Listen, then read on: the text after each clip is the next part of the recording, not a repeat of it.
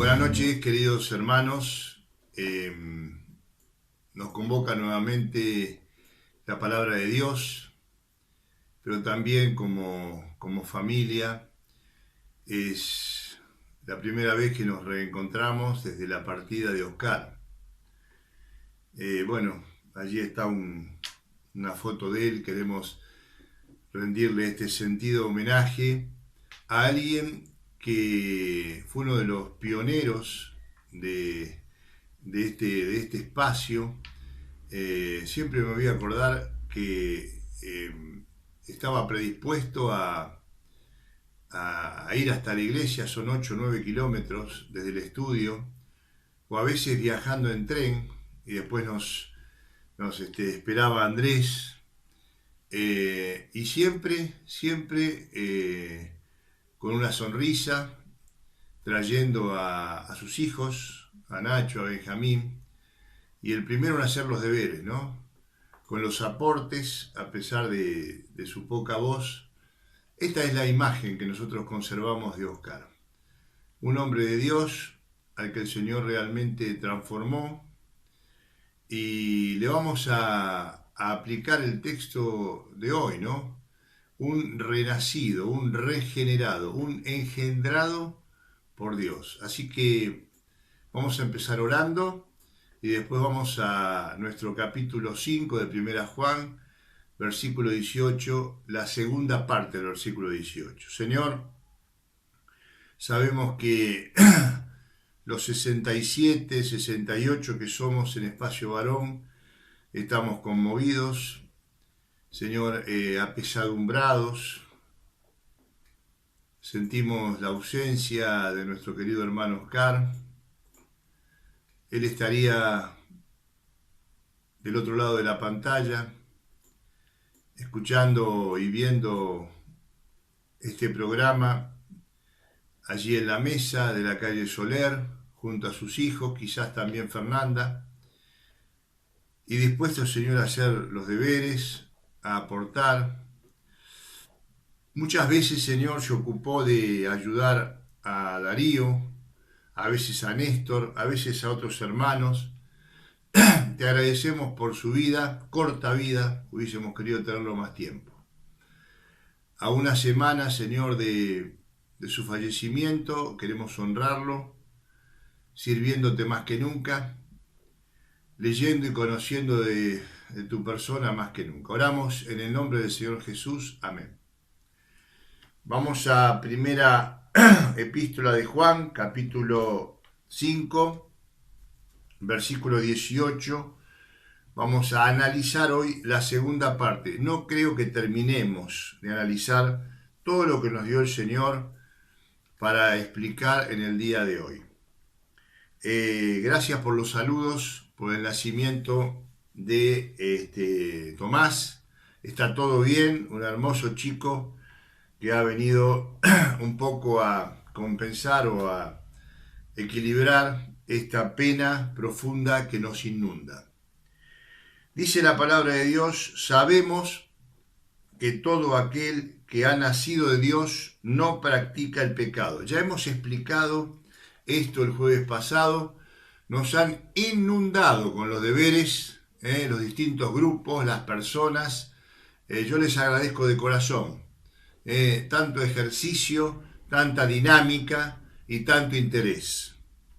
Hoy vamos a tratar de explicar, no creo que lo logremos, pero vamos a tratar de explicar la segunda parte del versículo 18. Pues, hay una coma, dice, pues aquel con mayúscula que fue engendrado por Dios le guarda y el maligno no le toca. Quiero aclarar algo. Si vos te fijas, esa es la desventaja de los celulares, ¿no? La Biblia en el celular. Si vos te fijas, cuando comienza el libro de la Biblia, hay una hoja en la cual, no importa cuál sea la Biblia, se pone qué versión es. La mía, por ejemplo, es Reina Valera Revisión de 1960. Fíjate la tuya. Bueno, quiero decirles que la Biblia, a lo largo de la historia, ha tenido varias traducciones, cada una con sus versiones, o apreciaciones respecto de pasajes bíblicos. La mayoría valederas, hay algunas que son cuestionadas, pero la mayoría valederas por tratarse de trabajos realizados por teólogos que indagaron en el texto original, ¿sí? En el griego, en el hebreo, en el arameo. Ahora, con nuestro pasaje sucede lo siguiente.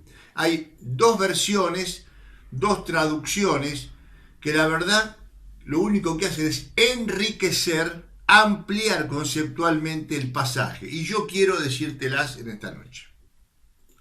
Según la versión de la Reina Valera de 1960, revisada en 1960, así se tiene que decir, que es la que leemos habitualmente en Espacio Varón, el pasaje dice lo que hemos leído. Pues aquel que fue engendrado por Dios le guarda y el maligno no le toca. Así, siguiendo la idea de los traductores de la Reina Valera, esto significa que aquel, en mayúscula, fíjate en tu Biblia, aquel, es Jesucristo, que nació de Dios y no solo nos salvó, sino que además protege al nacido de nuevo. Esta sería una primera lectura, como decíamos. Somos guardados por Jesús, que nació en Belén, engendrado por el Espíritu Santo, el vientre de María, engendrado, el cual nos protege del accionar externo de Satanás. Esto tiene asidero, tiene basamento, fundamento, por ejemplo en Mateo 28:18. Le dijo Jesús a los 11 estando en Galilea. Jesús ya estaba resucitado y con cuerpo glorificado. Toda potestad me es dada en el cielo y en la tierra. Esa es la razón, esa es la autoridad, la potestad, con la cual el engendrado, o sea Jesús, puede proteger, puede recubrirnos, ¿sí?, del toque del maligno. Expresa su capacidad al despedirse de aquellos que fueron sus discípulos durante 3 años. Toda potestad me es dada en el cielo, sin ninguna duda, pero también en la tierra. Ya vamos a explicar un poquitito más acerca de esto. O sea, que en base a la Reina Valera, la protección, el escudo, la guarda de la vida del creyente proviene de la doble acción de un agente externo. Ahora lo explicamos. En primer lugar, el auxilio viene de Jesús. Pero decimos doble protección porque también el Espíritu Santo de Dios, como dice Romanos 8, 14 y 16, se encarga de una tarea complementaria, anexa, ¿sí?, culminante. Dice Romanos, el Espíritu de Dios guía a los hijos de Dios y le da testimonio a nuestro espíritu. ¿Qué significa esto, Carlos? Que nos ayuda a caminar por la senda del bien, que nos ayuda a evitar el mal. Es como un semáforo en rojo, ¿no? Los tips del Espíritu Santo nos advierte, nos va mostrando y además nos alienta, nos respalda, haciéndonos saber cada día que somos salvos de la condenación eterna de nuestras almas. Entonces, concluyendo la primera interpretación, tenemos una doble protección de aquel, Jesucristo, y del Espíritu Santo, ¿sí?, que nos ayuda. En segundo lugar, hay otra traducción, la Biblia, versión moderna de 1929, que traduce de la siguiente manera, la vamos a adoptar también, enriquece. Sabemos que todo aquel que es engendrado de Dios, no peca, sino antes el que es engendrado de Dios se guarda y el maligno no le toca. Si vos tenés celular y ponés 1 Juan 5:18, versión moderna, te aparece esta traducción. Esta segunda lectura, ¿qué implica? Bueno, que el que nació, o sea, yo, Oscar, Darío, Néstor, ¿sí? Adrián, el que nació de nuevo, el engendrado por Dios, espiritualmente hablando, ¿sí? Continúa siendo engendrado, o sea, continúa recibiendo el sustento de parte de Dios. El creyente, vos y yo, debe proponerse guardarse a sí mismo. Claro, aquí el eje de la traducción está en que somos engendrados por Dios, somos hechos nuevas criaturas, está bueno, está bien, somos nacidos de nuevo, es una sana interpretación. Nacidos de nuevo, tenemos que ocuparnos y preocuparnos de nuestra salvación con temor y temblor, dice la palabra de Dios. O sea, vos y yo tenemos la responsabilidad de cuidarnos. El creyente tiene la responsabilidad de cuidarse a sí mismo. El verdadero creyente persevera, o sea, se guarda mediante su naturaleza divina para lograr inmunizarse al pecado. ¿Vieron que va a aparecer la vacuna contra el coronavirus? Bueno, ¿cuál es la idea? Inmunizarnos contra ese virus que ataca y mata, que entra, ¿sí? Ataca y mata. Bueno, el creyente, el engendrado, tiene que preocuparse a través de sus actos, de sus acciones, de su vida, de su santidad, de ocuparse, de ser responsable, de cuidarse a sí mismo. Según esta versión, esto nos habla de madurez, crecimiento y progreso. Está mal que seamos raquíticos espirituales, enanos espirituales, que no hayamos crecido. No puede ser que nos hayamos quedado en el mismo lugar de largada, ¿sí?, de la carrera de la vida espiritual que cuando el día que creímos. No es lógico. El raquitismo espiritual es ilógico. El que no crece, decrece. El que no da un paso para adelante en la vida cristiana, progresa, da un paso para atrás. Y atrás está el abismo del cual hemos vuelto, hemos salido. Por eso es tan importante entender esta interpretación de la Biblia versión moderna como que yo fui bebé. El día que yo recibí a Cristo como mi Salvador, fui un bebé. Miren, Tomás va a tener que ser cuidado 1, 2 años para que no se caiga, para que no se choque, para que no meta los dedos en el enchufe, para que no se queme con la estufa. Pero Tomás va a ir creciendo y a medida que crece se va a cuidar solo.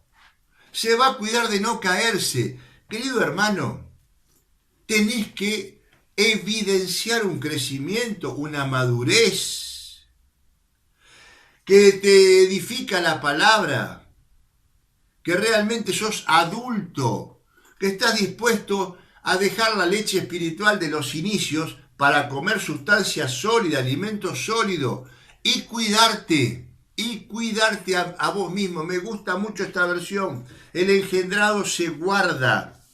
El pecado debe ser existencialmente evitado. No hay que jugar con el pecado. Vamos a conjugar ambas interpretaciones que realmente enriquecen el texto. Jesucristo y el accionar del Espíritu Santo son mis escudos protectores. Pero yo, que he nacido a Dios, debo extremar los cuidados, aprender a guardarme, evitar lo que me afecta, dedicarme a lo que me edifica, no a lo que no me edifica. ¿Qué cosas me hacen mal? ¿Qué cosas me hacen daño? Siempre cuenta Fernando Soriano que evitó por años pasar por la esquina que está frente a la maternidad, allí en Vicente López, y creo que es Jaramillo. ¿Por qué? Estaba la barra, que le convidaba, que lo tentaba. Hermanos, cuando uno es maduro, se ayuda a sí mismo a vivir en santidad. No es fácil.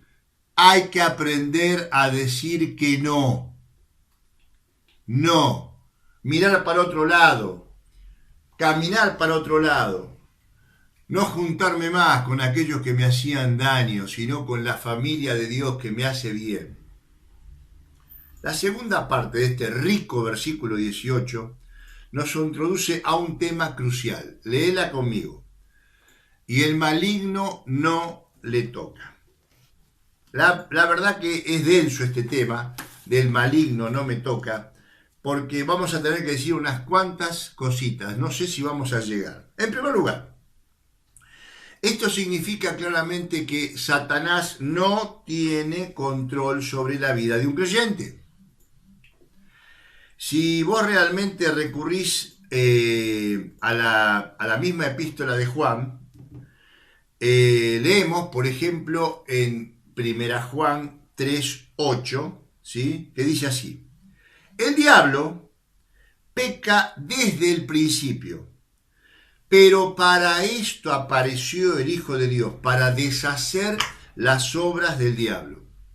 Y acordate, ya lo leímos esto, lo estudiamos, 1 Juan 4:4, hijitos, ustedes son de Dios, porque mayor es el que está en vosotros, el Espíritu Santo, que el que está en el mundo. El Señor, Dios, podría haber destruido a Satanás con una sola palabra. Diciendo una palabra, Satanás quedaba destruido, aniquilado. Pero prefirió venir a este mundo para padecer, derramar su sangre y morir para anular las obras del diablo. Esto lo dice la Biblia. Pero además, como dice el texto de recién, el Espíritu Santo que está en nosotros, no solamente con nosotros, sino en nosotros, es mayor que el maligno y nos capacita para detectar el accionar satánico que anda alrededor nuestro como un león rugiente. Eso lo dice 1 Pedro y después lo vamos a leer.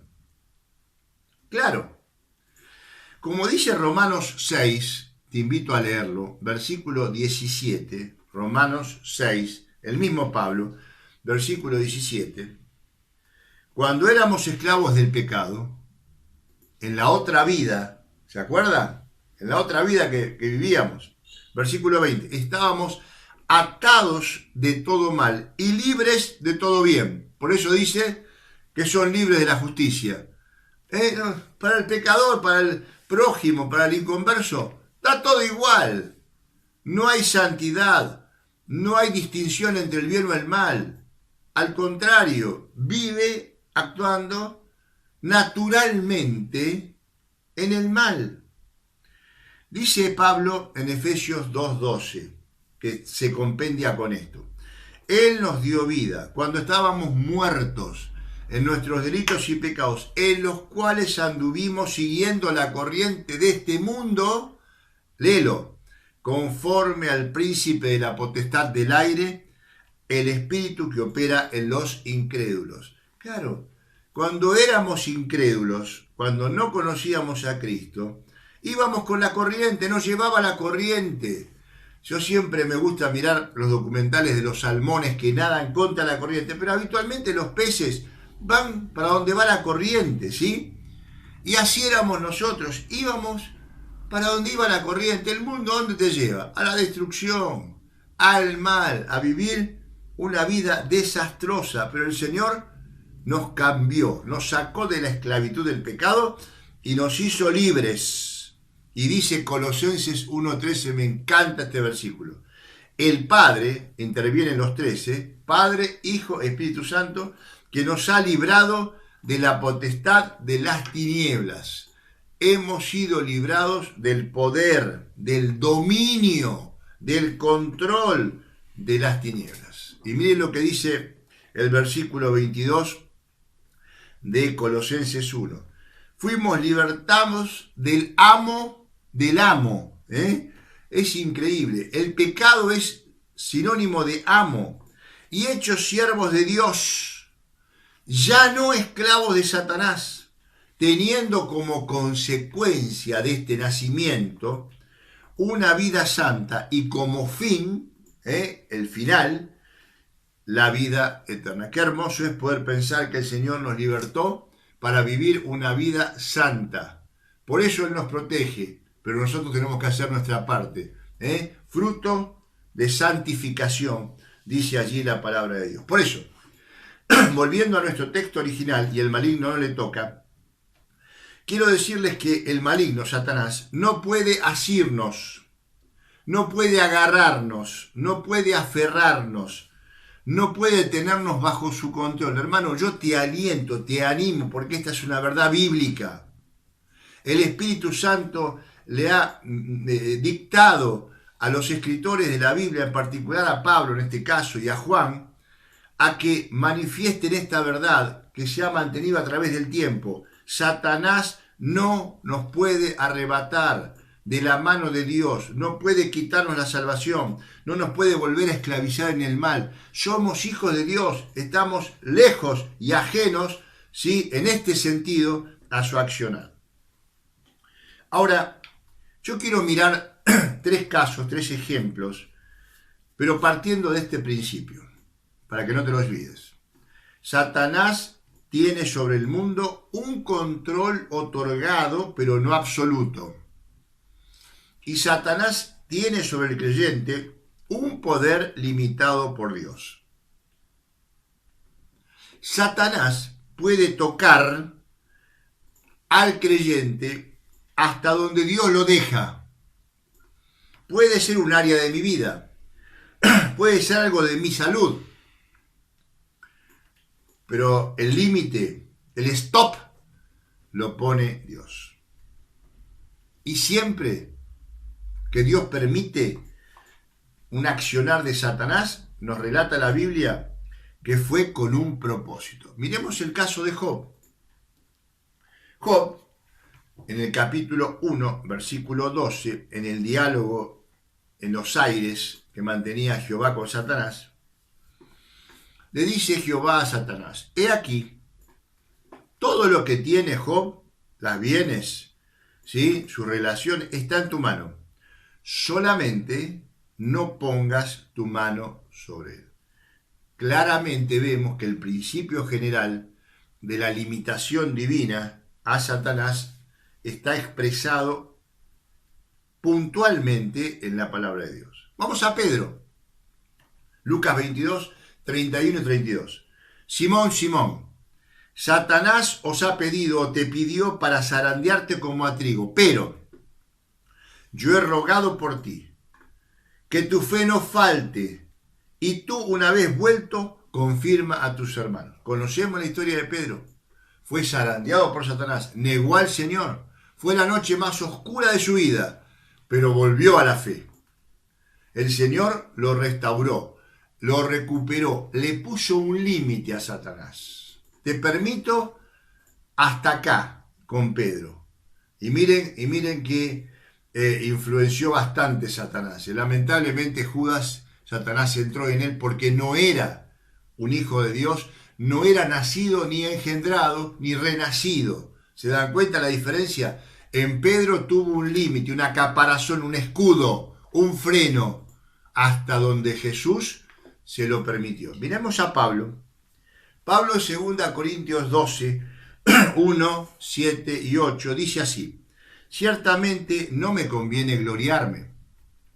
Y para que la grandeza de las revelaciones, Pablo recibió mucho, en el tercer cielo, como dice él, recibió mucha enseñanza, por eso escribió tanto. Para que las revelaciones no me exaltase desmedidamente, me fue dado un aguijón en mi carne. Creemos que es un problema en la vista, ¿sí? Un mensajero de Satanás, mira lo que dice, que me abofetee, para que no me enaltezca. Qué bárbaro, qué bien que viene un cachetazo cuando éramos chicos y nos mandábamos algún moco, ¿no? Como decíamos, que alguien nos haga reflexionar. Mi papá con la varita me corría, qué bueno. Pablo era bofeteado, ¿sí? Y dice, respecto de ese aguijón, le pedí 3 veces al Señor que me lo quite. ¿Y saben qué me dijo? Bástate mi gracia. ¿Por qué? Porque mi poder se perfecciona en la debilidad. Miren,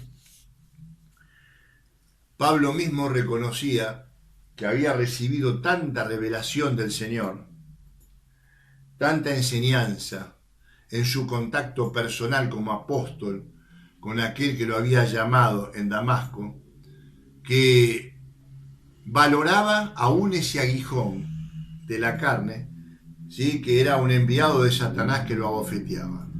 Había un propósito, pero también había un límite. Hasta acá, Satanás, stop. Dice la palabra de Dios en 1 Pedro, un texto que hemos leído, que vuestro adversario el diablo anda como león rugiente alrededor de los creyentes buscando a quien devorar. Quiero decirte algo. Si fuese por Satanás, ya nos habría fagocitado. ¿Sabe lo que es fagocitado? Ingerir sustancias alimenticias. Ya nos hubiese comido. Hubiésemos desaparecido. El león, ¿sí?, no deja ni los huesos, ¿sí?, de su presa. Indudablemente, Dios le pone un límite, un stop, un parate a Satanás en relación a los creyentes. Aunque permanentemente Satanás nos está poniendo palos en la rueda, queriendo que caigamos en la tentación, ¿sí?, el Señor nos libra. Miren lo que dice 2 Pedro 2:9. El Señor sabe librar de tentación a los piadosos. Pero nosotros, parafraseando la segunda parte que hemos estudiado del versículo 18 del capítulo 5 de Primera de Juan, tenemos que hacer nuestra parte. Orar como en Mateo 6:13, ¿se acuerda? No nos dejes caer en la tentación. Líbranos del mal. Finalmente, para cerrar esta segunda parte, quiero decirte algo. A Satanás y a sus acechanzas no hay que subestimarlas ni sobreestimarlas. No debemos pensar que su acoso es superstición o una obsesión. Esto es importante, lo quiero aclarar. Nosotros no tenemos que pensar que Satanás está en la idea colectiva del hombre, es una imaginación, es un fantasma. No, Satanás es real, no hay que subestimarlo, no es una superstición, ¿sí? Pero tampoco tenemos que verlo en todos lados, como lamentablemente algunos hermanos nuestros lo ven, como una obsesión. Hay que tener la medida justa en todo, incluyendo, ¿sí?, en la consideración de Satanás, y siempre estar alertas. Termino con una pregunta. ¿Pueden los creyentes nacidos de nuevo estar poseídos por demonios? Estoy tentado a dejarte esto como pregunta para el jueves que viene, pero lamentablemente tenemos que avanzar. Te pregunto, ¿puede un creyente, un nacido de nuevo, estar poseído por un demonio? ¿Qué hubiese contestado? ¿Sí o no? A ver, en los grupos, antes que yo lo responda. En Lanús, en Avellaneda, en Sarandí, en La Plata, en Temperley. ¿Sí o no? Muchos cristianos han experimentado liberaciones de problemas, vicios, debilidades, problemas de carácter, enfermedades, ¿sí?, como le pasó a la mayoría de los que estamos en Espacio Varón, pero creen que fueron liberados de la posesión de demonios. ¿Por qué? Porque ven demonios por todas partes. Yo sé que muchos de ustedes alguna vez vieron o estuvieron en reuniones donde hubo exorcismo, donde hubo expulsión de demonios,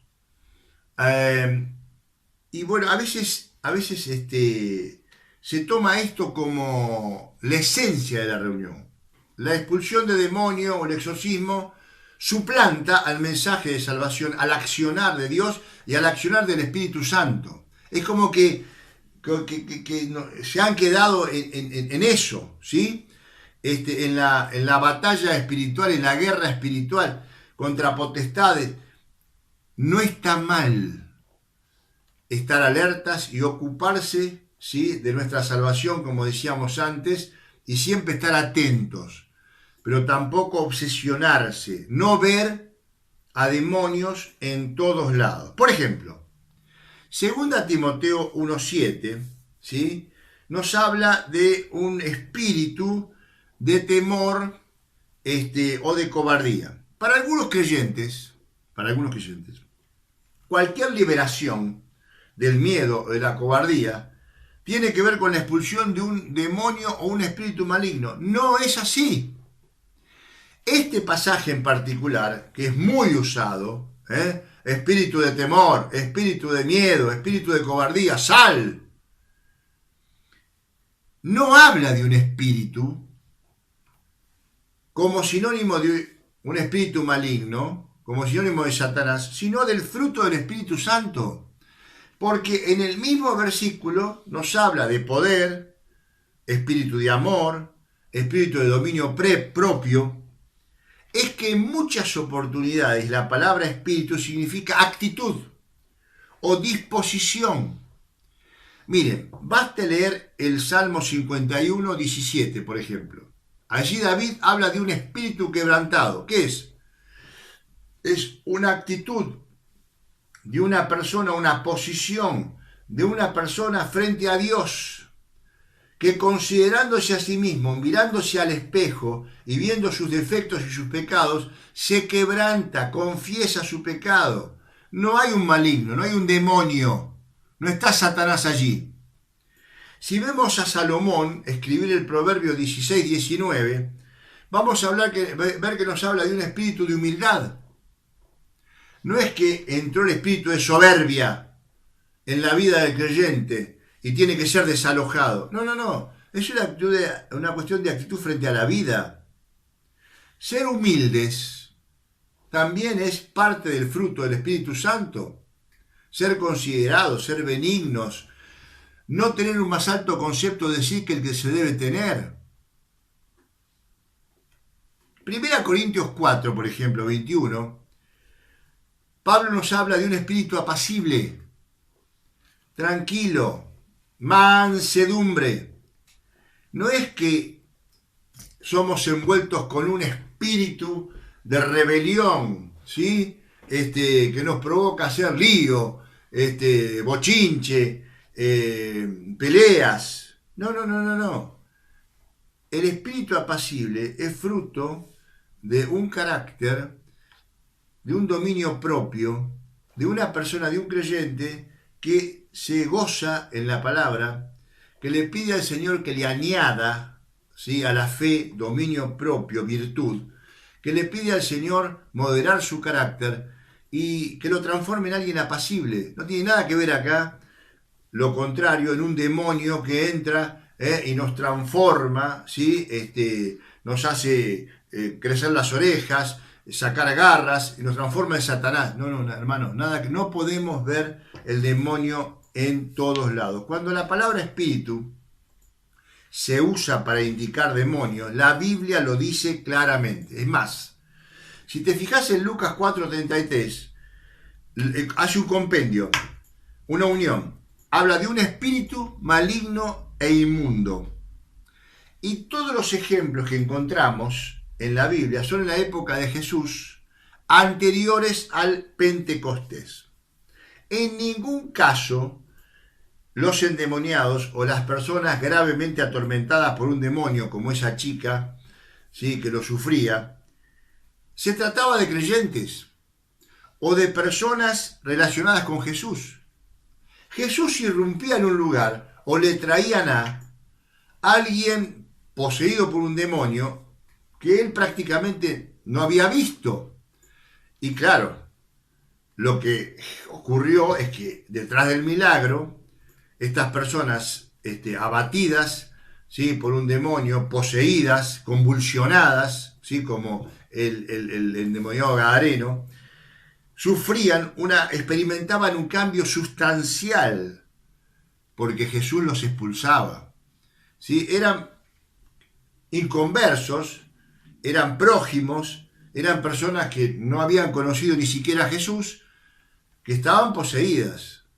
Evidentemente, ¿hay posesión diabólica en el no creyente? Por supuesto, desde ya, desde ya. ¿Y Jesús qué hacía? Los mandaba, ¿sí?, al despeñadero para que se metan junto con los cerdos, o los expulsaba.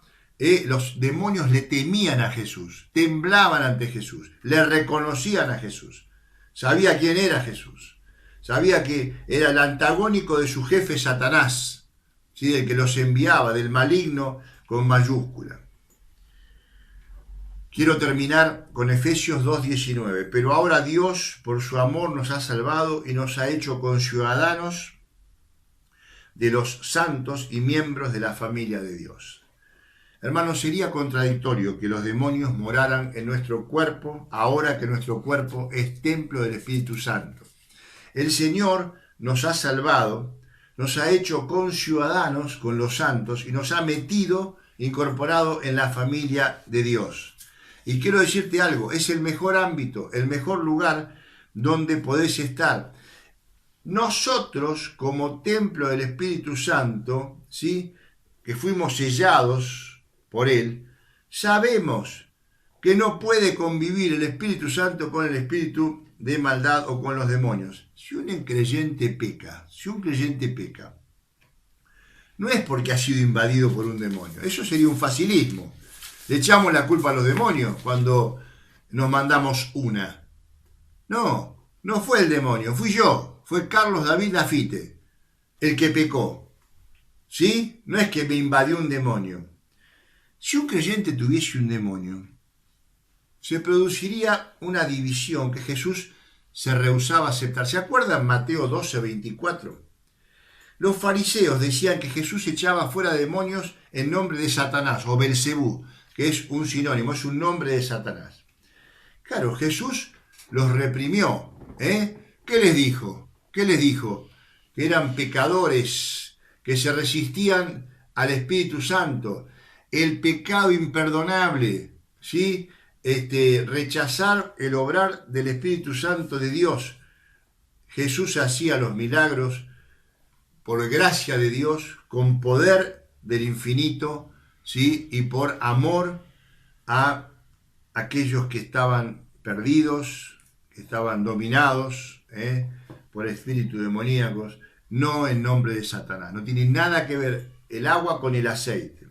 Otro ejemplo, último, es el de Lucas 11:21 y 22. Jesús había limitado a Satanás en cuanto al poder de esclavizar a un creyente. ¿Sí? Esto es lo que decimos, no puede. Solo una casa vacía, como dice Lucas 11:21 y 22, que no estaba ocupada por Cristo, puede ser invadida. Claro, el vecino que no tiene a Cristo es una casa vacía. Su corazón, su vida, su espíritu no está ocupada por nadie, la ocupa Satanás. Pero nuestra puerta está cerrada. De la puerta para adentro está el Espíritu Santo de Dios. Habita Cristo en nosotros. Cristo en nosotros. Esperanza de gloria. La esperanza de gloria. Debemos resistir cualquier ataque externo de Satanás. Fíjense Efesios 6:12. Satanás no ataca de adentro para afuera. No puede entrar a nuestra vida porque está el Espíritu allí con el escudo. Pero nos puede atacar externamente, jamás poseyéndonos. Por eso estamos llamados a usar las dos B cortas. La primera, vigilar, y la segunda, vestirnos con la armadura de Dios y ser firmes. Es maravilloso lo que dice 2 Corintios 10, 3 al 6 y 1 Pedro 5, del 8 al 9. Termino. Jesús venció a Satanás citando la palabra. Tenemos que ir a la palabra, fortalecernos con su palabra, memorizar textos. Huye de mí, Satanás. Y en segundo lugar, tenemos que fortalecer nuestra fe, el escudo de la fe, que es el que apaga o la que apaga los dardos del maligno. Terminamos con tareas muy sencillas. Decime, escuchá el mensaje un par de veces y decime ¿Qué aplicación le damos al versículo 18 del capítulo 5 de Primera Juan, según la versión Reina Valera? Y decime qué aplicación para mi vida, de forma práctica, le damos según la traducción de la versión moderna. Son dos aplicaciones diferentes que las tomamos porque nos enriquecen, nos hacen bien. En segundo lugar, decime, el creyente, ¿hasta qué punto puede ser tocado por Satanás? Y nombrame los tres ejemplos. ¿Hasta qué punto Job? ¿Hasta qué punto Pedro? ¿Y hasta qué punto Pablo? Y por último, te hago la pregunta, explícamelo con tus palabras, pero con la base bíblica. ¿Puede un creyente ser poseído por un demonio?